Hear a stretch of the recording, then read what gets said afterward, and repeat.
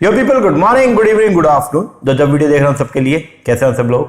बेटा ओके, एक बार फिर से स्वागत है आप सबका हमारे नए लेक्चर में। गाइस, आज की क्लास में हम लोग जो है वो करने वाले हैं हमारे प्रीवियस ईयर के अंदर 2022 के अंदर जो मार्केटिंग मैनेजमेंट के एमसीक्यूज आए हुए हैं। जो हमारा मार्केटिंग मैनेजमेंट का जो सब्जेक्ट है यूनिट नंबर 8, उसके अंदर जो एमसीक्यूज आए हैं तो उनको हम आज की क्लास के अंदर करने वाले हैं डिस्कस। तो ओवरऑल मिला के अगर बात करें तो 36 क्वेश्चन जो है वो मार्केटिंग से जो है वो उठ के आए थे। जो 3 पेपर थे हमारे, उनमें 36 क्वेश्चन जो है वो मार्केटिंग से उठ के आए थे। अब उन सारे क्वेश्चन को हम लोग जो है वो आज की वीडियो के अंदर करेंगे डिस्कस।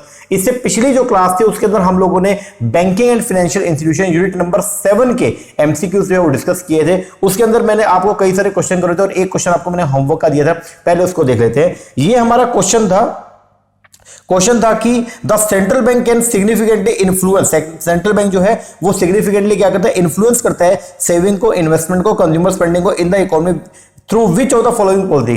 कौन सी ऐसे सेंट्रल बैंक की पॉलिसी है जिसके माध्यम से सेंट्रल बैंक जो है वो क्या करता है, वो देश के अंदर जो है सेविंग, इन्वेस्टमेंट और कंज्यूमर स्पेंडिंग को क्या करता है, अफेक्ट करता है। तो वो है जी आपका मॉनेटरी पॉलिसी। तो करेक्ट आंसर जो है इस क्वेश्चन नंबर 25 का जो है वो क्या है, मॉनेटरी पॉलिसी बोले तो सेकंड। ओके जी, बहुत सारे बच्चों ने सही आंसर दिया था तो कांग्रेचुलेशन उन सभी बच्चों को। ओके, और बाकी जिसने नहीं दिया तो भैया अब जो करवाएंगे तो कब उस पर भी कमेंट करके जरूर बता देना। बहुत सारे बच्चे जो है वो देख तो लेते हैं लेकिन कमेंट नहीं करते हैं कि हमारे हिसाब से आंसर क्या होगा। आपको बहुत सारे ऐसे भी होंगे जिन्होंने बता दिया होगा कि आंसर जो है सेकंड होगा बट कमेंट नहीं किया। तो यार कमेंट कर दिया करो, आपको लिखने में क्या जा रहा है उतना, ठीक है ना जी। चलो, तो क्वेश्चन नंबर जो 25 है आपका, उसका जो करेक्ट आंसर है वो है आपका second, that is a monetary policy. Okay, तो सेंट्रल बैंक जो है वो मॉनेटरी पॉलिसी के माध्यम से, मॉनेटरी पॉलिसी के थ्रू जो है वो देश के अंदर क्रेडिट को क्या करता है, कंट्रोल करता है। चलो जी, अब हम शुरुआत करते हैं हमारे आज के टॉपिक है आपका क्या, unit number 8 and for the किसके लिए, मार्केटिंग मैनेजमेंट। ओके जी, पहला क्वेश्चन जो आ रहा है वो है क्या, बोलता है according what is the correct sequence. Correct sequence क्या होगा in the hierarchy of effect model in the communication situation. Communication के अंदर हमारे पास में कई तरह के मॉडल है, मैक्रो मॉडल है, माइक्रो मॉडल है। तो वहीं पे जो है वो एक मॉडल आता है जिसको बोलते हैं hierarchy of effect model. Hierarchy of effect model जो है कम्युनिकेशन का, उसके अंदर सीक्वेंस है वो क्या रहती है, तो वो अपने को बतानी है। 1 मिनट रुकिएगा, 1 सेकंड रुकिए बस। बड़े चालाक हो यार तुमने पहला तो देख ही लिया होगा। चलो अब बताओ जो करेक्ट सीक्वेंस जो है वो क्या रहती है। तो what is the correct sequence for hierarchy of effect model in the communication situation, ये आपको जो बताना है। तो communication hierarchy of effect model के अंदर हम लोग सबसे पहले जो है वो क्या करते हैं मालूम, सबसे पहले हम लोग अवेयरनेस क्रिएट करते हैं। हमारा जो प्रोडक्ट है उसके बारे में जो है वो लोगों के बीच में क्या करते हैं, अवेयरनेस क्रिएट करेंगे। अवेयरनेस क्रिएट करने के बाद में अब हम लोग जो है वो क्या करेंगे, अब हम लोग जो है वो हमारे जो प्रोडक्ट है उसकी लाइकिंग क्रिएट करेंगे लोगों के बीच में। लाइकिंग क्रिएट करने के बाद अब हम लोग जो है वो क्या करेंगे, प्रेफरेंस क्रिएट करेंगे। प्रेफरेंस के बाद में जब वो लोग उसको प्रेफर करेंगे, फिर हम लोग जो ये बोलेंगे कि हमारा प्रोडक्ट औरों से क्या बेटर है, उसके लिए हम लोग कन्विक्शन क्रिएट करेंगे, डी। एंड लास्ट में जो है कंज्यूमर हमारे सामान को जो क्या कर लेगा, परचेज कर लेगा, बोले तो बी। तो ऑप्शन जो रहेगा वो क्या रहेगा, CEADB। CEADB बोल तो फोर्थ ऑप्शन। तो as per the hierarchy of effect model communication situation के अंदर हियरार्की ऑफ इफेक्ट मॉडल जो वो क्या बोलता है, सबसे पहले हम लोग क्या करेंगे, अवेयरनेस क्रिएट करेंगे। अवेयरनेस क्रिएट करने के बाद में फिर हम लोग लाइकिंग, फिर उसके बाद में प्रेफरेंस, फिर उसके बाद में जो है कन्विक्शन, और उसके बाद में जो है वो क्या आएगा आपका परचेज। चलो जी, next question, which one of the following category of consumer are opinion leader. Consumer की कैटेगरी होती है, ठीक है, जो कंज्यूमर लाइफ साइकिल भी पढ़ते हैं हम लोग, ठीक है। तो बोलता है यहाँ पे कि कैटेगरी ऑफ कंज्यूमर, इनमें से कौन सा कैटेगरी ऑफ कंज्यूमर है जो कौन है, ओपिनियन लीडर है, जो केयरफुली सर्च करता है फॉर न्यू टेक्नोलॉजी के लिए that might give them A dramatic competitive advantage. जो उसको क्या करेगा, एक दैट माइट देम, जो उसको एक कॉम्पिटिटिव एडवांटेज जो है प्रोवाइड कर सकता है। तो वो है कौन सा, वो है जी आपके अर्ली एडॉप्टर। तो अर्ली एडॉप्टर वो लोग होते हैं जो स्टार्टिंग में जब भी कोई नया टेक्निक आएगा तो ये लोग जो है वो उसको क्या करते हैं, वो नई नई टेक्निक को सर्च करते रहते हैं और उनको यूज करके देखते हैं और फिर लोगों को बताते हैं कि उसका बेनिफिट है या नहीं है। तो आंसर जो बनेगा वो क्या, अर्ली एडॉप्टर। चलो जी, और जो सबसे पहला होता है वो कौन है, इनोवेटर होता है, ठीक है ना। चलो आगे, arrange the following stages in the marketing process of an enterprise. तो मार्केटिंग के अंदर जो है वो कंपनी क्या क्या करती है, तो यहाँ पे आपको स्टेप दे रखे हैं, इनको आपको एक सीक्वेंस के अंदर जो है वो क्या करना है, अरेंज करना है। तो आपको यहाँ पे क्या दे रखा है, प्रोसेस है। तो सबसे पहले जो है कंपनी जब भी मार्केटिंग प्रोसेस करती है, तो मार्केटिंग प्रोसेस के अंदर कंपनी सबसे पहले जो है वो क्या करती है, मार्केटिंग का रिसर्च करती है। तो डी, मार्केटिंग रिसर्च करने के बाद में अब कंपनी जो है वो क्या करेगी, मार्केटिंग के लिए प्लानिंग करेगी। प्लानिंग तो आएगा सी। प्लानिंग करने के बाद में अब कंपनी जो है वो क्या करेगी, फिर मार्केटिंग मिक्स बनाएगी, जो प्रोडक्ट प्रमोशन, प्लेस, डिस्ट्रीब्यूशन, ये सब जो है वो डिसाइड करेगी, बोले तो ए। उसके बाद में मार्केटिंग मिक्स बनाने के बाद अब कंपनी क्या करेगी, जो मार्केटिंग प्रोग्राम उसने बनाया उनको क्या करेगी, इंप्लीमेंटेशन करेगी, बोले तो बी। और इंप्लीमेंट करने के बाद में उनको जो है वो क्या करेगी, कंट्रोल और इवेल्युएट करेगी मार्केटिंग प्रोग्राम को, बोले तो ई। तो आंसर जो बनेगा आपका थर्ड का, डेट इज अ फर्स्ट, बोले तो DCABE, DCABE। चलो जी आगे अगला क्वेश्चन। आपको यहां पे जो है वो दो लिस्ट दे रखी है, एक है मार्केटिंग कॉन्सेप्ट की और एक है डिस्क्रिप्शन, इन दोनों को आपस में जो है वो क्या करना है, मैच करना है, ठीक है जी। ब्रांड इक्विटी, ब्रांड इक्विटी जो है वो क्या होता है, ब्रांड इक्विटी जो है वो पूल होता है किसका, goodwill consumer who have related to a brand, ठीक है जी। उसके ब्रांड आइडेंटिटी की अगर बात करें तो आइडेंटिटी क्या है, एक ऐसा फीचर जो मेरे को अपने मेरे प्रोडक्ट को और प्रोडक्ट से क्या करता है, डिस्टिंग्विश करता है, उसको बोलते हैं हम लोग क्या, ब्रांड आइडेंटिटी। तो ब्रांड आइडेंटिटी एक peculiar distinguishing colour, design, labour of a brand जो डिस्टिंग्विश करता है ब्रांड ऑफ द फर्म को। फिर ब्रांड इमेज की अगर बात करें तो इमेज जो है वो क्या है, ब्रांड इमेज जो है ये एक मेंटल परसेप्शन है, लोगों के मन में जो हमारे प्रोडक्ट के प्रति जो एक परसेप्शन क्रिएट हो जाती है, ठीक है, उसको बोलते हैं हम लोग क्या, ब्रांड इमेज। तो brand image is a mental perception and association of the consumer related to a brand. और मार्केट पोटेंशियल का मतलब क्या होता है कि मार्केट में कितने लोग हैं जो हमारे सामान को परचेज कर सकते हैं, उसको बोलते हैं market potential. The maximum possible demand for a product when marketing expenditure in the industry is infinite. तो डी का आएगा 1। तो आंसर जो बनेगा इसका वो है फर्स्ट।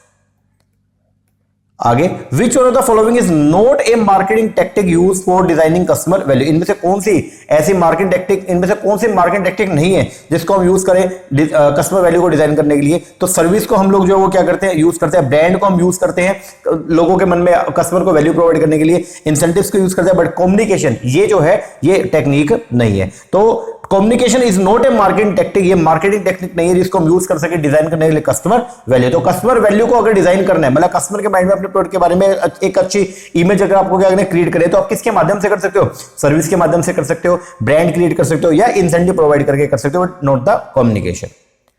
चलो जी आगे, which one of the following, which one from among the following is not a generic strategy. 3 तरह की जेनिक स्ट्रेटजी होती है। एक होता है जी आपका कौन सा सर, एक होता है हमारा कॉस्ट लीडरशिप, एक होता है हमारा फोकस, और एक होता है कौन सा, डिफरेंशिएशन। तो इनमें से कौन सी जेनिक स्ट्रेटजी नहीं है as per the generic strategy identify by the Porter, तो वो है आपका मार्केट पेनिट्रेशन। चलो जी आगे, next, which of the following issue are covered in the social marketing. Social marketing जो सोसाइटी की वेलबींग के लिए, मान लीजिए कोई एक सोशल आइडिया, उसको जब आप क्या करते हो, उसका मार्केटिंग करते हो, उसको जनरली सोशल मार्केटिंग बोलते हैं। तो बोलता है which of the following issue are covered, इनमें से कौन सा इशू है जिसको हम कवर करते हैं किसमें, सोशल मार्केटिंग में। तो टबैको के लिए हम लोग सोशल मार्केटिंग करते हैं, इसका यूज नहीं करना चाहिए, यस। फैमिली प्लानिंग के लिए भी करते हैं, जो ज्यादा बच्चे नहीं होने चाहिए, यस, ताकि पॉपुलेशन कंट्रोल में रहे। पब्लिक हेल्थ के लिए भी करते हैं कि लोगों को साफ सुथरा जो है वो पानी पूनी पीना चाहिए, ठीक है। फिर फाइनेंशियल वेलबींग के लिए भी आपका फ्यूचर के लिए जो है वो क्या करना चाहिए, LIC है, मतलब जिंदगी के साथ भी, जिंदगी के बाद भी, ये सब। और सोशल गुडनेस के लिए भी आप काम करते हैं। तो ये सब जो है, इन सब के लिए हम लोग जो है वो क्या करते हैं, ये सब सोशल मार्केटिंग के अंदर जो है वो क्या है, कवर्ड। तो 7th का जो आएगा वो क्या आएगा, 4। आगे, कंसंट्रेट करना of all marketing effort on A small but specific and well defined segment of A population, उसको क्या बोलते हैं। देखो, पूरी आपकी एंटायर पॉपुलेशन थी, उसके अंदर आप लोग जो वो अलग अलग क्या करते हो, सेगमेंट, और उस सेगमेंट के अंदर एक स्पेसिफिक ग्रुप जिसकी नीड जो है वो औरों से थोड़ी सी क्या होती है, अलग होती है, उसको बोलते हैं क्या, निश मार्केटिंग। क्या बोलते हैं, निश मार्केटिंग।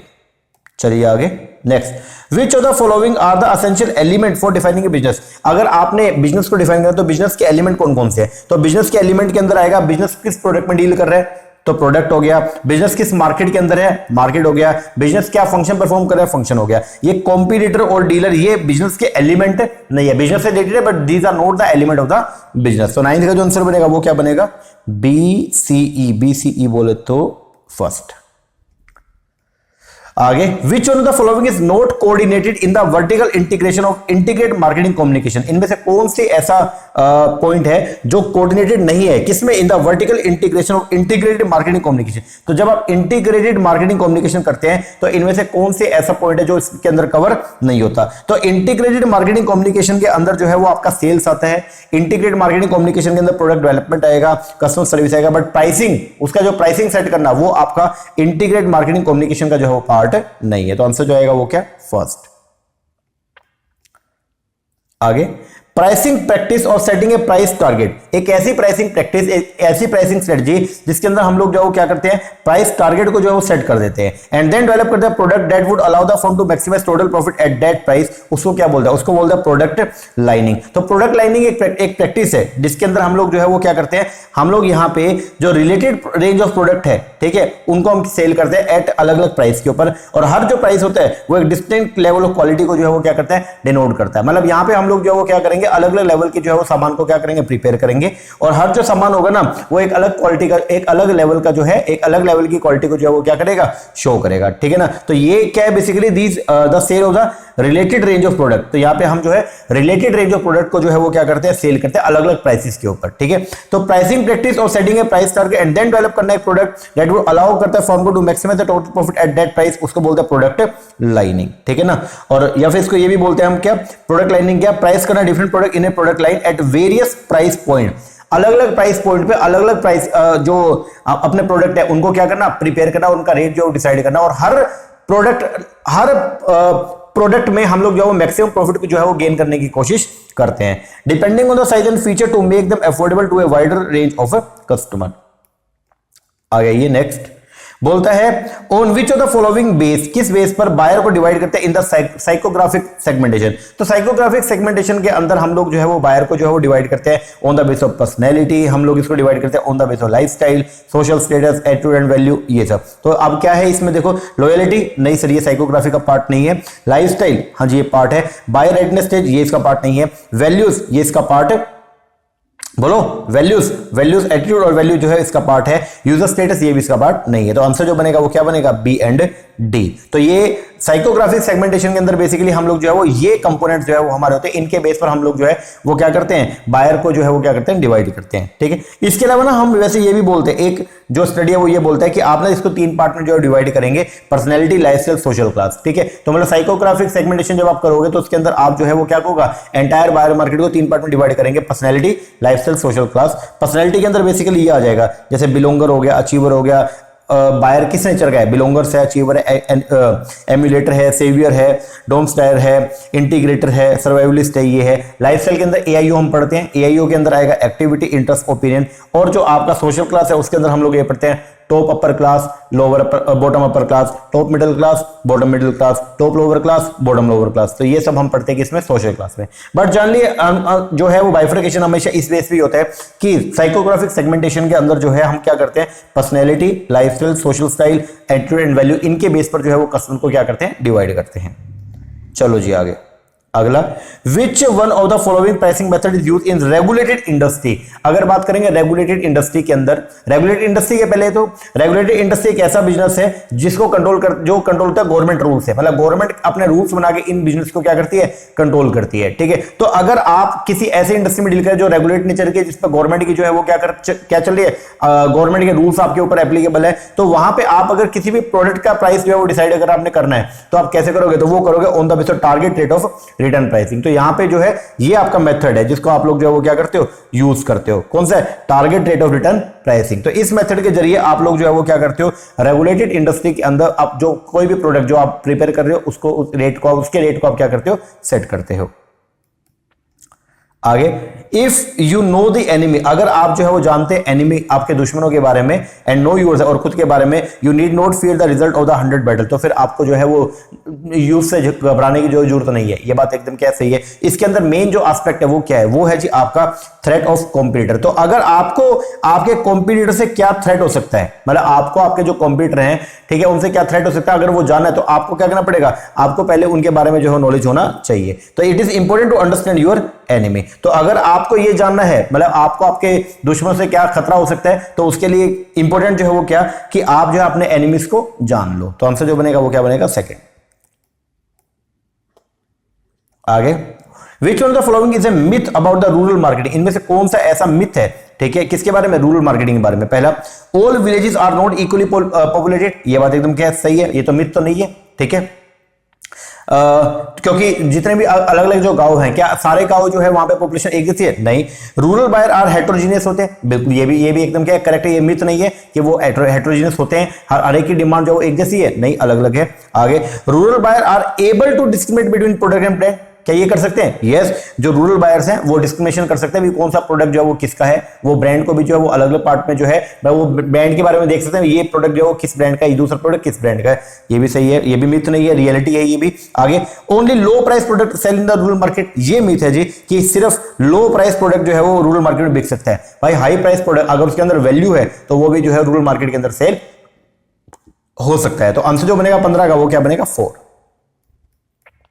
आगे, in order to maintain this market share, अगर आपको अपने मार्केट शेयर को क्या करना है, आपको मेंटेन करके चलना है, तो फिर क्या करेंगे, या फिर मतलब मार्केट शेयर को मेंटेन करना है मतलब आपको बेसिकली अपने ब्रांड को मैनेज करके चलना है, तो मार्केट फॉलोवर कैन एम्प्लॉय, तो मार्केट फॉलोवर जो है वो क्या करता है, तो हम लोग जो है वो जनरली काउंटरफिटिंग स्ट्रेटजी के ऊपर जो है वो बेस्ड हो जाते हैं। काउंटरफिटिंग स्ट्रेटजी जिसके अंदर हम लोग जो है वो क्या, आपकी जो आईपीआर है, इंटेलेक्चुअल प्रॉपर्टी राइट्स है, लाइक आपका कॉपीराइट हो गया, या आपका ट्रेडमार्क हो गया, या आपका पेटेंट हो गया, ये करवा के हम लोग जो है हमारे मार्केट शेयर को जो है वो क्या कर लेते हैं, मेंटेन करते हैं, उसको सिक्योर कर लेते हैं। तो आंसर जो बनेगा 16 का वो क्या है? Counterfeiting strategy. आगे 17, हॉस्पिटल एडमिनिस्ट्रेशन में थिंक, आप ध्यान देना, बोलता हॉस्पिटल का एडमिनिस्ट्रेशन जो है वो तो ये सोचा था कि पेशेंट वांट बेटर फूड, कि पेशेंट को क्या चाहिए? अच्छा फूड चाहिए, जबकि पेशेंट जो है वो मोर कंसर्न्ड है with the nurse responsiveness, patient ये चाहता है कि भाई वो नर्स मतलब वो अगर कोई क्वेरी करता है तो नर्स उसके ऊपर क्या करे? रिस्पॉन्ड करे। तो इस केस के अंदर जो है the above statement pertains to which one the following service gap, तो कौन सा सर्विस गैप आ गया? तो यहां पे जो है वो गैप आ गया किसके बीच में? It is a gap between consumer expectation and management perception. Consumer expectation कुछ और है और जबकि मैनेजमेंट की जो परसेप्शन है वो कुछ और है। तो ये है फर्स्ट। आगे, dimension of wealth framework to include which one of the following, wealth के अंदर जो है वो क्या आएगा? वैल्यू हो गया, एटीट्यूड हो गया, लाइफस्टाइल हो गया, और एक साइकोग्राफिक कंज्यूमर सेगमेंटेशन सिस्टम हो गया। ठीक है, तो बोलते हैं वेल्थ के अंदर जो है अंडर डायमेंशन जो है वेल्थ फ्रेमवर्क की, उसके अंदर क्या आएगा? वेल्थ फ्रेमवर्क की जो है वो 2 डायमेंशन होती है, एक होता है कंज्यूमर मोटिवेशन जिसको बोलता है हॉरिजॉन्टल डायमेंशन है, और एक है कंज्यूमर रिसोर्स जो है आपका वर्टिकल डायमेंशन। तो वेल्थ के हिसाब से जो 2 डायमेंशन है वो कौन कौन सा? एक है हॉरिजॉन्टल और एक कौन सा? वर्टिकल। तो इसके अंदर जो आएगा आंसर वो क्या बनेगा? कंज्यूमर मोटिवेशन, कंज्यूमर रिस्पॉन्स बोलते हो फर्स्ट। आगे, the qualified characteristic, qualified characteristic जो डिटरमाइन करता है कंज्यूमर रैशनैलिटी को, कंज्यूमर रैशनैलिटी, रैशनैलिटी का मतलब जो है वो कंज्यूमर रैशनल है, सोच समझ के अपना पैसा खर्च करेगा। मतलब यहां पे इकोनॉमिक मैन की थ्योरी आती है। Economic man refer to an idealised person who act rational, जो रैशनल तरीके से जो है वो एक्ट बिहेव करेगा, विद परफेक्ट नॉलेज होगा, and who seek to maximise personal utility and satisfaction, और उसके पास जो भी अमाउंट अवेलेबल है उससे वो अपनी सेटिस्फेक्शन को जो है या अपनी यूटिलिटी को मैक्सिमम करना चाहता है। ठीक है ना, तो बोलता है क्वालिफाइड कैरेक्टरिस्टिक जो है ना, जो डिटरमाइन करता है कंज्यूमर रैशनैलिटी को, उसके अंदर क्या क्या आएगा? तो क्वालिफाइड कैरेक्टरिस्टिक कंज्यूमर रैशनैलिटी को जो डिफाइन करेगा वो आएगा जी आपका क्या? सबसे पहला इकोनॉमिक सेल्फिश मोटिव, जी बिल्कुल सही बात है ये। उसके बाद में आएगा रिस्क रिटर्न ऑप्टिमाइजर, क्या कंज्यूमर रिस्क रिटर्न को ऑप्टिमाइज करना चाहता है? नहीं, वो मैक्सिमम करना चाहता है, ऑप्टिमाइज नहीं। फिर क्लैरिटी ऑफ प्रेफरेंस, कंज्यूमर को बिल्कुल प्रेफरेंस की क्या क्लैरिटी है, उसको पता है कि उसके पास जो रुपये अवेलेबल है उसको वो कहां पे खर्च करना है। पोजेशन ऑफ इन्फॉर्मेशन, कंज्यूमर के पास सारी इन्फॉर्मेशन अवेलेबल है। Yes, non satisfaction of the need, बिल्कुल सही बात है। अगर सेटिस्फैक्शन हो गया, फुलर सेटिस्फैक्शन हो गया, तो कंज्यूमर जो है सामान को बाय करने क्या कर देगा? बंद कर देगा। तो आंसर जो बनेगा ACDE, बोलो तो 4। आगे, which of the following are the main platform for the social media, अगर सोशल मीडिया के ऊपर अगर आपने जो है वो क्या करनी है, अपने प्रोडक्ट की जो है वो मार्केटिंग करनी है, तो उसके लिए बढ़िया प्लेटफॉर्म कौन सा है? एक तो ऑनलाइन कम्युनिटी एंड फोरम, वहां पे जाके आप अपने प्रोडक्ट की जो है मार्केटिंग कर सकते हो, ब्लॉग्स के जरिए कर सकते हो, सोशल नेटवर्किंग के जरिए कर सकते हो। ये सर्च इंजन हो गया और वेब हो गया, ये नहीं है, ये प्लेटफॉर्म नहीं है, ये बेसिकली आपको फैसिलिटीज प्रोवाइड कर रहे हैं। तो प्लेटफॉर्म जहां पे जाके आप अपने प्रोडक्ट की मार्केटिंग कर सकते हो, ठीक है, सोशल मीडिया प्लेटफॉर्म वो ये हैं आपके 3। तो 20 का आएगा BCD फर्स्ट। आगे 21, माइकल पोर्टर ने आइडेंटिफाई किया 5 फोर्सेस जो डिटरमाइन करता है intrinsic long term attractiveness of a market according to the model, which of the following are true. तो इनमें से बताना है, मतलब मार्केट जो माइकल पोर्टर थे, तो माइकल पोर्टर ने 5 फोर्सेस मॉडल जो है वो क्या किया, जो है वो बताया था। ठीक है, जो डिटरमाइन करता है intrinsic long term attractiveness of a market. तो अब उस मॉडल को ध्यान में रखते हुए आपको कुछ बातें बतानी है। पहला बोलता है the market is unattractive, market जो है, जो मार्केट सेगमेंट है वो अनअट्रैक्टिव होगा if it already contain numbers aggressive computer. अगर उसके अंदर बहुत सारे अग्रेसिव कंप्यूटर पहले से ही है तो वो आपका अनअट्रैक्टिव हो जाएगा, जो वो सेगमेंट जो अनअट्रैक्टिव हो जाएगा। बिल्कुल सही बात है। बोलते सेगमेंट अनअट्रैक्टिव होगा इफ इट इज स्टेबल और डिक्लाइनिंग, अगर वो क्या स्टेबल हो गया या फिर डिक्लाइन जा रहा है, ग्रोथ के चांस नहीं है, तो वो भी क्या हो जाएगा, अनअट्रैक्टिव हो जाएगा। बिल्कुल सही बात है। इस segment is unattractive if it has high entry barrier and the low exit barrier. क्या वो अनअट्रैक्टिव होगा? अगर एग्जिट बैरियर आपके क्या है, लो है, अगर दोनों बैरियर हाई होते हैं तो वो अनअट्रैक्टिव होता है, तो ये क्या है, गलत है। A segment is unattractive if the company supplier are able to raise price, अगर कंपनी के सप्लायर एबल है कि वो प्राइसेस को क्या कर देंगे, बढ़ा देंगे, तो अभी मार्केट जो सेगमेंट है हमारा क्या हो जाएगा, अनअट्रैक्टिव, क्योंकि भाई कभी भी वो बढ़ा देंगे तो हमारा प्रॉफिट क्या हो जाएगा, कम हो जाएगा, ये भी सही बात है। A segment is unattractive, segment जो है वो क्या होगा, अनअट्रैक्टिव होगा व्हेन देयर आर एक्चुअल और the potent substitute for the product, अगर मान लो एक्चुअल जो प्रोडक्ट है उसके बहुत सारे सब्स्टिट्यूट अवेलेबल है, तो भी मार्केट जो सेगमेंट है वो क्या हो जाएगा, अनअट्रैक्टिव, क्योंकि मालूम है कि भाई अगर हम रेट को थोड़ा सा भी इंक्रीज करेंगे या प्रॉफिट मार्जिन को बढ़ाने के लिए तो हमारा सामान बिकेगा नहीं, क्योंकि बहुत सारे उसके सब्स्टिट्यूट अवेलेबल ऑलरेडी हैं। तो आंसर जो बनेगा वो बनेगा ABDE बोल तो 4। आगे मैचिंग करना है, तो प्रमोशनल कैंपेन जो चलाया था अलग अलग कंपनी ने, तो सबसे पहले स्टे स्ट्रॉन्ग मोम्स, तो स्टे स्ट्रॉन्ग मोम्स जो है वो आपका आईटीसी ने चलाया था, इंडियन टबैको कंपनी। जीत की ओर जो है ये चलाया था जी आपका पेप्सिको ने। लेट्स अनस्टीरियोटाइप इंडिया ये जो है वो चलाया था जी आपका ब्रोकबोर्ड ने, और फ्रीडम टू लव जो है वो चलाया HUL ने। तो 22 का आंसर बनेगा फर्स्ट।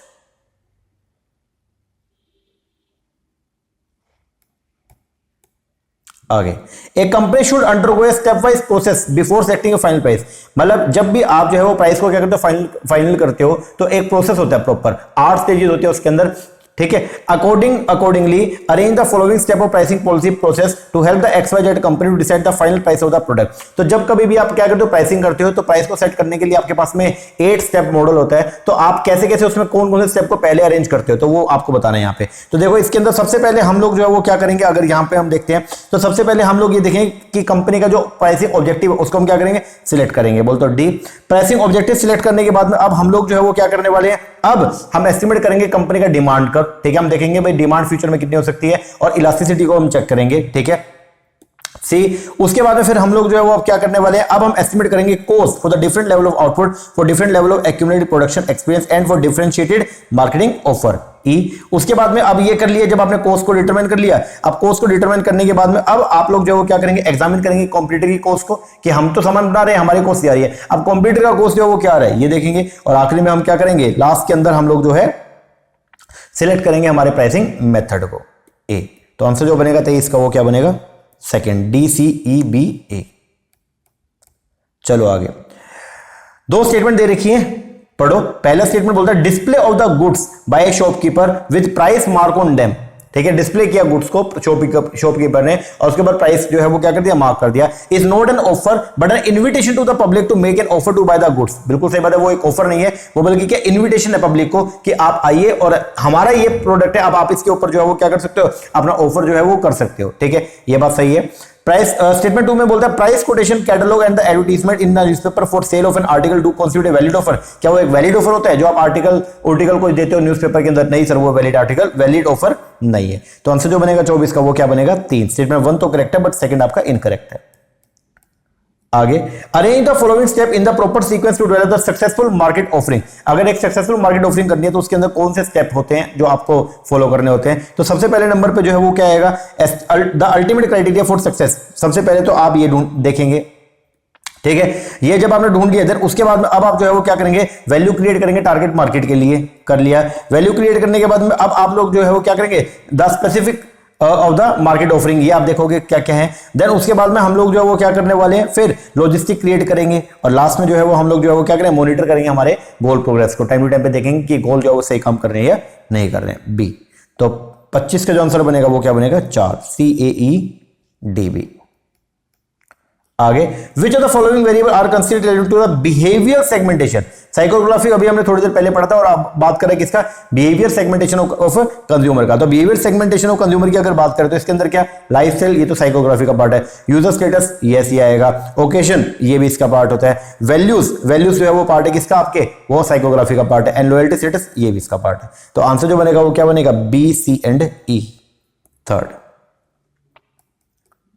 आगे, 2 स्टेटमेंट दे रखी है, इसको पढ़िए। पहला, डिस्ट्रीब्यूशन चैनल जो होते हैं are set of interdependent organisation होते हैं जो पार्टिसिपेट करते हैं in the process of making a product available for the consumption. बिल्कुल सही बात है। डिस्ट्रीब्यूशन चैनल जैसे रिटेलर हो गया, होलसेलर हो गया, ये कौन होते हैं, ये अलग अलग इंडिविजुअल इंटरडिपेंडेंट है, तो इंटरडिपेंडेंट, ठीक है, ये क्या एक दूसरे के ऊपर डिपेंड करती है। इंटरडिपेंडेंट ऑर्गेनाइजेशन है जो पार्टिसिपेट करती है इन the process of making a product available, जिनका मेन काम जो वो क्या, जो कंपनी का जो प्रोडक्ट है उसको एंड कंज्यूमर तक पहुंचाना होता है। ये बात एकदम सही है। स्टेटमेंट 2 में बोलता है ऑल मार्केटिंग चैनल, ध्यान देना, all marketing channel have the potential, her marketing channel में ये पोटेंशियल है for conflict and competition resulting from the goal incompatibility. ये बात एकदम क्या है, करेक्ट है। अगर गोल या आपका गोल या फिर आपका जो गोल इनकम्पेटेबल हो गया, अलग लोगों का जो गोल इनकम्पेटेबल हो गया, तो उनके बीच में कन्फ्लिक्शन राइज हो जाएगा। यस, तो आंसर क्या है, first, both statement 1 and 2 are true. आगे, arrange the following stage in successive order the new product development process. जब भी आप कोई भी नया प्रोडक्ट को क्या करते हो, डेवलप करते हो, तो आप किस प्रोसेस को जो फॉलो करते हैं। तो न्यू प्रोडक्ट डेवलपमेंट प्रोसेस में 8 जो वो आपकी स्टेजेस आती हैं, ठीक है। सबसे पहला स्टेप जो रहेगा वो यहाँ पे इसको देखते हो, वो क्या रहेगा, सबसे पहले आप आइडिया को क्या करोगे, स्क्रीनिंग करोगे। आइडिया स्क्रीनिंग करने के बाद में अब आप लोग जो है वो क्या करने वाले हो, अब इसके बाद में हम लोग कॉन्सेप्ट को क्या करेंगे, डेवलप करेंगे और उसके टेस्टिंग करेंगे। ए, कॉन्सेप्ट डेवलप और टेस्टिंग कर लिया। अब इसके बाद में जो है वो हम लोग क्या करेंगे, अब हम लोग जो है वो क्या करेंगे, मार्केटिंग स्ट्रेटजी जो है उनको क्या करेंगे, डेवलप करेंगे। क्या करेंगे, मार्केटिंग स्ट्रेटजी को डेवलप करेंगे। बी, मार्केटिंग स्ट्रेटजी डेवलप कर लिया हमने, देन इसके बाद में अब हम लोग जो है वो क्या करेंगे, अब हम प्रोडक्ट डेवलपमेंट करेंगे, सामान बना देंगे। डी, और प्रोडक्ट डेवलपमेंट बना के हम लोग जो उसकी क्या करेंगे, अब हम लोग उसकी टेस्ट मार्केटिंग करेंगे। बोले तो ई, एक छोटा सेगमेंट पे जाके उसको बेचना शुरू करेंगे। तो 28 का जो आंसर बनेगा वो क्या बनेगा, 28 का इज द सेकंड। आगे, पीएलसी की स्टेज दे रखी है और यहाँ पे कम्युनिकेशन स्ट्रेटजी आपको जो है वो मैचिंग करना है। सबसे पहला आएगा इंट्रोडक्शन। इंट्रोडक्शन के अंदर बेसिकली जो है वो क्या होता है, देखो इंट्रोडक्शन जहां पे हम लोग जो है वो क्या हमारे प्रोडक्ट के बारे में जो है लोगों के बीच में अवेयरनेस क्रिएट करते हैं and trial among the dealer. फिर मैच्योरिटी स्टेज जो होगा उसके अंदर बेसिकली जो है वो क्या होगा, मैच्योरिटी, इसके अंदर स्ट्रेस होगा, brand difference and benefit and encourage the brand switching की बात करेंगे। ग्रोथ के अंदर बेसिकली जो है वो क्या होता है, अगर ग्रोथ की बात करें तो ग्रोथ में हम लोग अवेयरनेस क्रिएट करेंगे लोगों के बीच में and interest in the mass market, ठीक है जी। और डिक्लाइनिंग के अंदर बेसिकली हम क्या करेंगे कि रिड्यूस कर देंगे टू द मिनिमम लेवल, ठीक है, जो हमारा कम्युनिकेशन बिल्कुल ही क्या करते हैं, रिड्यूस कर देंगे टू रिटेन द कस्टमर। जो ऑलरेडी कस्टमर है, जो लैगार्ड्स हैं, जो हमारे सामान को अभी भी परचेज कर रहे हैं, तो उनको रिटेन करने के लिए बस। तो आंसर जो बनेगा 29 का, दैट इज द सेकंड। आगे 30, अलग अलग मोड ऑफ डिलीवरी दे रखी है, इनको आपको जो है वो मैच करना है। सबसे पहले एक्चुअल डिलीवरी जो वो क्या होती है, एक्चुअल डिलीवरी जब फिजिकली हैंड ओवर कर देते हैं possession of the goods by the seller to the buyer, इसको बोलते हैं एक्चुअल डिलीवरी। कंस्ट्रक्टेड डिलीवरी जो है वो क्या, एक्नॉलेजमेंट, जब एक्नॉलेज कर देता है by the third person on behalf of and at the disposal of the buyer, इसको बोलते हैं कंस्ट्रक्टिव। सिंबॉलिक डिलीवरी, जिसमें देखने में लगेगा कि हाँ डिलीवरी हो गया, इसके अंदर बेसिकली जो है वो क्या किया जाएगा, सेलर जो है वो हैंड ओवर कर देगा बायर को की ऑफ द गोडाउन। अगर वो चाबियां दे देगा तो ये मान लिया जाएगा कि डिलीवरी हो गई है। एंड नॉर्मल डिलीवरी की अगर बात करें तो क्या, वॉलंटरी ट्रांसफर करना possession of the goods from seller to the buyer, इसको बोलते हैं हम लोग क्या, डिलीवरी। तो आंसर जो बनेगा 30 का वो क्या बनेगा, सेकंड। आगे 31, which of the following common difficulty are face in making decision and implementing. मतलब आपको जो है वो कौन कौन सी ऐसी डिफिकल्टी है जो फेस करनी पड़ती है अगर आप क्या करते हो, डिसीजन लेते हैं जब कभी भी, और उसको डिसीजन को इंप्लीमेंट करने की बात करते हैं, तो कौन कौन सी समस्या जो आपके सामने आती हैं जो आपको फेस करनी पड़ती है। तो एक तो है आपका नॉन एक्शनेबल इन्फॉर्मेशन, कुछ इन्फॉर्मेशन ऐसी है जिसके ऊपर आप एक्शन ले सकते हैं। यस, अनसपोर्टिंग एनवायरमेंट, कई बार ऐसा ये भी होता है, ये भी हमारे सामने जो है जब कोई डिसीजन लेना होता है तो हमारे सामने समस्या आती है, और ठीक है। फिर easy acceptance by the subordinate, अगर सबऑर्डिनेट जो इजीली एक्सेप्ट कर लें तो ये समस्या क्या, नहीं सर ये तो हमारे फेवर की बात है। इनइफेक्टिव कम्युनिकेशन, ये भी एक समस्या है। इनकरेक्ट टाइमिंग पे डिसीजन लेना, ये भी एक क्या है, समस्या है। तो 31 का जो आंसर बनेगा वो क्या बनेगा, third, A B D E. आगे, which one of the following customer are risk averse, इनमें से कौन से कस्टमर जो है वो क्या है, रिस्क एवर्स है, टेक्नोलॉजी शाय है एंड प्राइस सेंसिटिव है। कौन से ऐसे कस्टमर होते हैं जो रिस्क एवर्स होते हैं, रिस्क बिल्कुल भी उठाना चाहते हैं, टेक्नोलॉजी शाय है एंड द प्राइस सेंसिटिव होते हैं, तो वो होते हैं आपके लेट मेजॉरिटी, थर्ड। आगे, which of the following input, इनमें से कौन सा ऐसा इनपुट है जो कंसीडर करते हैं हम while deciding economic value to the customer pricing. तो जब आप जो है वो इकोनॉमिक वैल्यू को कंसीडर करते हैं, ठीक है, कस्टमर के लिए जब आप प्राइस सेट कर रहे हो, वहां पे इकोनॉमिक वैल्यू को कंसीडर करते हुए कौन कौन से इनपुट को जो है वो आप क्या करते हो, कंसीडर करते हो। तो यहां पे आएगा सबसे पहला बायर की इमेज, जो प्रोडक्ट परफॉर्मेंस को लेकर बायर की इमेज क्या है, ठीक है। वारंटी क्वालिटी, इसको भी आप देखते हो, ठीक है। जब आप, ये एक इनपुट है जो आपको हेल्प करता है रेट को डिसाइड करने में। डिजायर्ड रेट ऑफ रिटर्न, ये नहीं होता, ये इनपुट नहीं है। कस्टमर डिमांड, ये नहीं। कस्टमर सपोर्ट, यस, ये भी एक क्या है, इनपुट है। ये 3 ऐसे इनपुट है जिनको आप कंसीडर करते हो जब आप economic value to customer pricing model को जो है वो क्या करते हो, यूज करते हो अपना प्राइसिंग सेट करने के लिए। तो आंसर जो बनेगा 33 का वो क्या, फर्स्ट। आगे, which one of the following is an example of hybrid service offering. Hybrid service, जिसके अंदर सर्विस भी और प्रोडक्ट भी प्रोवाइड कर रहे हैं, रेस्टोरेंट मील हो गया, प्योर सर्विस नहीं है यहां पे। आगे, which one of the following is not an advantage in case of product based departmentalisation. अगर आप प्रोडक्ट बेस्ड डिपार्टमेंट क्रिएट करोगे तो इसमें से कौन सा उसका एडवांटेज नहीं है। पहला, पहले में बोलता है it led to continuous and undivided attention to the product, continue attention रहेगा प्रोडक्ट को लेकर के, ये तो उसका एडवांटेज है जी। फिर required less number of managerial personal to be employed, आपको जो है वो कम नंबर ऑफ मैनेजरियल पर्सनल जो है वो क्या करना पड़ेंगे, एम्प्लॉय करने पड़ेंगे। तो क्या ये फायदा है क्या? अगर आप प्रोडक्ट बेस्ड डिपार्टमेंटलाइजेशन करते हो तो आपको जो है वो less number of managerial personal जो है आपको लगाने पड़ेंगे। जो कंपनी के अगर आपने आप अगर प्रोडक्ट बेस्ड करोगे तो लेस नंबर नहीं भाई ज्यादा आपको जो है एम्प्लॉय करना पड़ेगा, तो ये इसका क्या है, डिसएडवांटेज है। सेकंड लो जी, और आज का आखिरी क्वेश्चन जो है वो है विच one of the following is not coordinated, इनमें से कौन सा कोऑर्डिनेटेड नहीं है in the horizontal integration of the integrated marketing communication. तो जब आप इंटीग्रेटेड मार्केटिंग कम्युनिकेशन करते हो वहां पे हॉरिजॉन्टल वर्टिकल दोनों आएगा, तो हॉरिजॉन्टल में से जो है वो कौन सा इसके अंदर जो है आप इंक्लूड नहीं करते। तो ये आपका जो है होमवर्क का क्वेश्चन है जो आपको जो है कमेंट करके बताना है कि आपके हिसाब से इसका आंसर जो है वो क्या होगा। ओके जी, लो जी, आज की क्लास में हम लोगों ने 35 क्वेश्चन को डिस्कस कर लिया, एक क्वेश्चन आपको मैंने होमवर्क दिया, तो टोटल मिला के 36 क्वेश्चन हमने डिस्कस किए। अब आप इसका मुझे करेक्ट आंसर जो है कमेंट करके जरूर बताइएगा, ठीक है ना। और बाकी इसके अलावा जो अपना आप बचा हुआ इकोनॉमिक्स का 3 और बचे हुए हैं, इकोनॉमिक्स, एक बचा हुआ अपना स्टैट्स का, और एक बचा हुआ है अपना लीगल तो हो गया था आपका, स्टैट बचा हुआ है, इकोनॉमिक्स बचा हुआ है, और एक बचा हुआ है आपका हाँ मैनेजमेंट वाला, तो वो हम फिर अगली क्लास में करते हैं, ठीक है ना जी। चलो अभी के लिए एक बार ये कीजिए, क्वेश्चन कैसे लगे कमेंट करके जरूर बताइएगा, ठीक है। और उसका करेक्ट आंसर आपके हिसाब से क्या हो सकता है वो आप जो है कमेंट करके बताइएगा, ठीक है ना। और अगर आप तैयारी कर रहे हैं अगले जून 2023 के लिए या दिसंबर 2023 में जो एंटीनेट का पेपर होना उसके लिए, तो उसके लिए हमारा ऑनलाइन बैच है, अगर आप चाहे तो हमारा ऑनलाइन बैच भी एनरोल कर सकते हैं, ठीक है। इन्फॉर्मेशन के लिए नीचे नंबर दिया हुआ है, इस पर कॉल करके या व्हाट्सएप करके आप इंक्वायरी कर सकते हैं। ओके जी सर, चलो ये कीजिए, बाकी मिलते हैं नेक्स्ट सेक्शन में, तब तक के लिए थैंक यू वेरी मच।